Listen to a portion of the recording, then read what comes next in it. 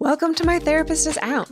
Each episode, we talk with a therapist from Open Space Therapy Collective or LGBT community members about mental health and building community. I'm your host, Renee Johnson, licensed therapist and founder of Open Space Therapy Collective, where we are your hub for queer and trans mental health care.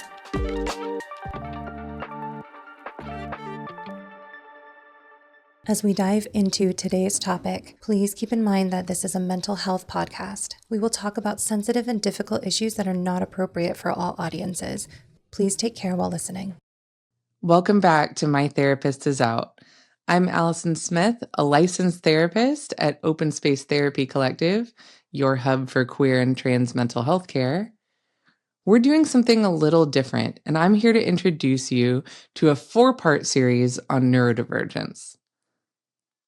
We're going to define what neurodivergence is, trace its roots through psychology, activism, break down some myths, talk about stigma, and explore how neurodivergence intersects with gender, race, and of course, queerness. Up next in this series, we have a 2-part ADHD episode with return guest Mikey White, Psych NP, and their sister Jenny Larson, who is a children's special ed teacher. Both specialize in ADHD in their professional work and have been diagnosed with ADHD themselves. So we'll hear their personal stories and get their professional opinion on psych meds and effective treatments. Then our therapists, Kristen Crow and Ernesto Martinez, will be discussing neurodivergence and how that intersects with mental health and queer community work. So, why are we talking about this now? Neurodivergence is in the spotlight for a few reasons. Political attacks have raised concerns over access to care and increased stigma and misinformation. Simultaneously, people's access to seeing others through social media has created a rise in awareness, identification, and self-diagnosis. When we talk about neurodivergence, we're talking about variations in the human brain and how it processes information, emotions, and experiences.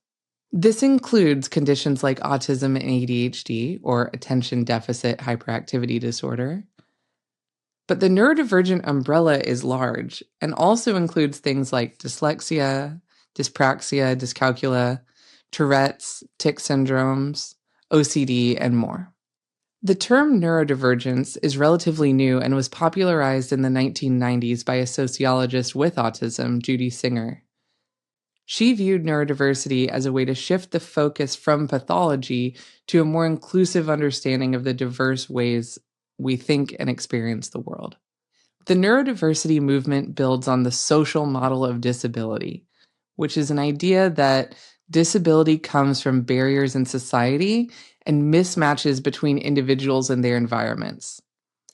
This is in contrast to the medical model that focuses on individual impairments and treatment plans. So, for a person with dyslexia, the medical model would focus on the individual's deficit with reading and writing the way that other people do, where the social model would emphasize making classrooms more inclusive and accessible so that students with dyslexia can access learning in a way that works for them. That may include using different fonts, using audio cues, things like that. Neurodivergence isn't inherently a disorder, it's difference. And many of the challenges that neurodivergent people face don't come from their brains, but from a world that isn't designed for them, and the tension that happens in between. Some common misunderstandings include the idea that neurodiverse individuals have less intelligence or empathy than others. While neurodiverse folks may need different accommodations, many are incredibly capable and thoughtful, and those differences in communication don't mean an absence of feeling or thinking. Other myths are that autism is caused by vaccines or having a cold mother, when in fact studies have shown that this is generally an inherited or a genetic trait. Neurodivergent folks have been a part of human communities forever, and variation is a normal part of evolution. Historically, in Western capitalist societies specifically, neurodiverse and mentally ill individuals have been misunderstood, mistreated, and often institutionalized. Psychiatry, especially in the 19th and 20th centuries, was deeply entangled with systems of control, race science, eugenics, and ableism. Diagnoses were, and sometimes still are, used to marginalize and dehumanize. In the 20s, treatment for neurodiverse folks may have included institutionalization and electrotherapy. In the 40s, some of the science that emerged from Nazi Germany, especially Hans Asperger, tried to make distinctions between useful or high-functioning disabled folks and those that weren't worthy of life. Psychology in the 60s and 70s saw a rise in behaviorism and ultimately ABA. In a behaviorist lens, practitioners are looking to reduce symptoms and behaviors, the things that you can see on the surface, using rewards and punishments as a sort of form of training to promote conformity. Many of those models from behaviorism are still used in some form or fashion to this day. But resistance has always existed too. In the 60s and 70s, the disability rights movement began to challenge those systems, fighting for deinstitutionalization, access, autonomy. They demanded the right to exist, not just to be fixed, and be seen as people with agency. While behaviorism is appealing to practitioners because it's easy to measure results, it doesn't take into account a person's full lived experience. And critics have said that some of these methods have been harmful or traumatic, and there's been a real move to sort of soften and broaden the ways that that's applied holistically with other methods. Hey, Renee popping in just for a minute to say thank you for listening. We really hope you are enjoying the conversation today. Any chance you have to rate, review, subscribe, and share with a friend makes a huge impact, and we greatly appreciate it. If you have extra bandwidth and want to support the show even further, you can go to mytherapistisout.com and click the donate button. Any donations from $5 a month to a one-time donation makes a huge difference for us. We're a little self-published podcast, so any extra dollar helps. Again, go to mytherapistisout.com and hit donate. Now back to the show. The neurodiversity movement, which emerged in the late 90s, built on that same legacy. It was started largely by autistic activists, many of whom were tired of being talked about without being included. They adopted the term from the disability movement, nothing about us without us, rejecting the dominant narrative that this is a tragedy to be cured, and instead embrace their identity with their strengths, weaknesses, and full lived experiences. We live in a time where the conversation is expanding. Today, neurodivergence is a word that many people know. It's a growing umbrella that recognizes a lot of different ways of being in the world, but we are still reckoning with a legacy that pathologizes. Many people still carry trauma from the mental health systems. Many struggle to access care that's affirming or accommodations in their school or workplace.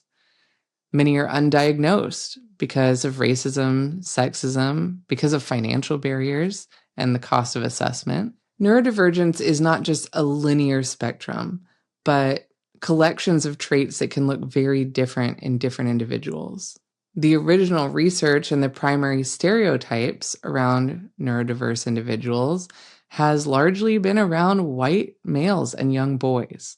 Because the stereotypes and the original people studied for neurodiverse conditions were young white boys and men, there's a large underdiagnosis to this day among women, queer folks, people of color. Symptoms may present differently in different groups of people, and it's also interpreted differently.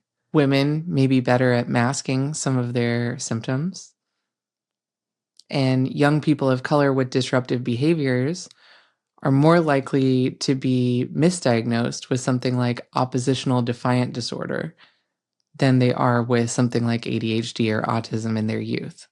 This puts them on a path that moves towards things like school suspensions and the school to prison pipeline rather than treatment and support options like their white peers. Neurodivergence is prevalent in the queer community. Around 30 to 70% of those who are neurodivergent are also part of the LGBTQIA plus community. There is a lot of overlap between neurodiversity and other things. Even within neurodiversity, there are a lot of people that have autism and ADHD, for example. You can have neurodiversity and other mental health disorders. For queer folks and other minorities, this means a sort of dual minority status, where you're dealing with the issues you encounter because of neurodiversity and the issues that you encounter because of your queerness. This can mean that neurodiverse folks who are maybe more infantilized are getting less access to sex education to be able to understand their identities when they're younger. This can also mean queer folks that are neurodivergent may have less access to their families or financial support that could lead to assessment and supportive treatment options. Because neurodivergent folks process information differently, they also experience social norms and societal constructs differently, including things like relationships and gender expectations. But despite the barriers and the challenges, many neurodiverse folks lead incredible lives and make incredible contributions. There are many books written by non-speaking folks letting us know about their inner world and their experiences of treatment, which is allowing us to adapt and make changes. Letting people tell their own stories and drive their own movements helps us find solutions that fit.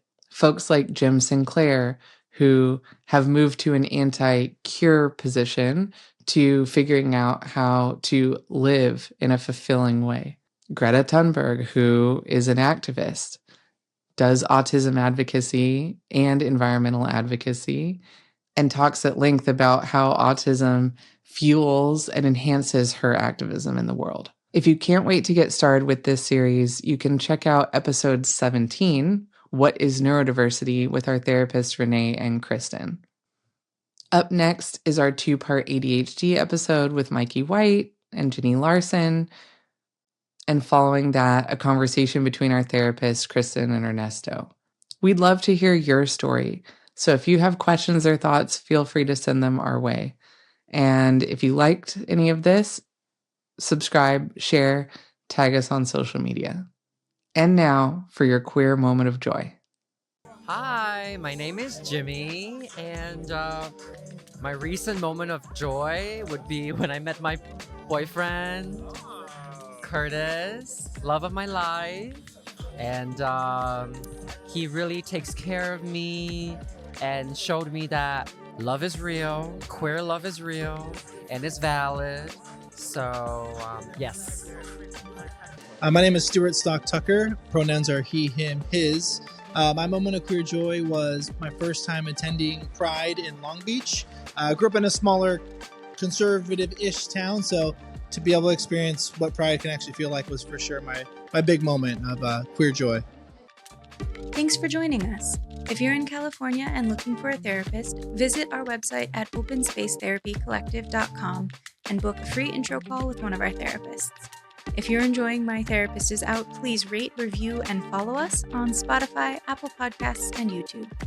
Do you know somebody who could use a little extra dose of queer community? Send them one of your favorite episodes of My Therapist Is Out and help our collective grow one listen at a time. My Therapist Is Out is an open space therapy collective podcast, and our podcast editing is done by Rachel Peltzer and Smash and Grab Studio. We'd love to hear from you about today's topic, so email us at info@openspacetherapycollective.com. You can find us on TikTok and Instagram at Open Space Therapy Collective. Thanks for listening.